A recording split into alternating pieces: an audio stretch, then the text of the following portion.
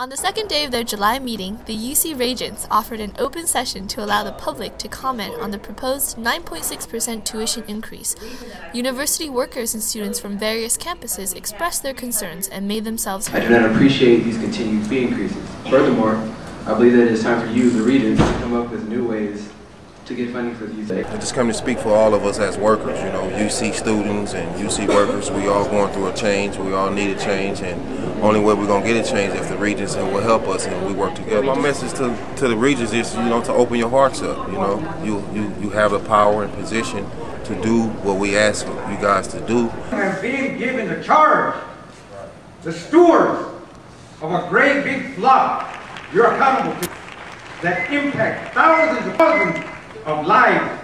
Let's stay on top of this and let's move forward. As you can see, any budget cut is a fee increase now, and so that's a direct impact to students because we have to pay more for less, because we're not, I mean, our services aren't getting better, we're basically just paying to keep them where they're at. President Udall asked me to be perfectly clear. The tuition increase we recommend tomorrow will only cover about 25% of the university's $1 billion increase cost next year.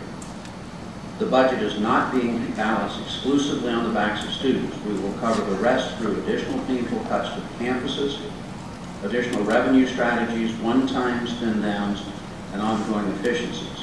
We've always been working with them in terms of meeting and communicating the best that we can, and just telling them where we stand on issues.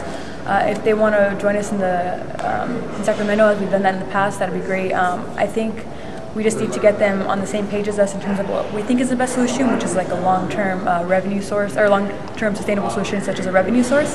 We can work together, you know, all of us, the faculty, the staff, the students, hopefully, and after tomorrow, whatever happens, we can make the legislature understand how important UC, Cal State, and the community colleges are. Because we're not suffering alone. We're all suffering together. We're all in this together, and how in danger the master plan is. We're in support of comprehensive either reforms or comprehensive taxes that wouldn't necessarily hurt the working class or middle class families, but would tax rich companies, or the small taxes to the highest income gainers of California.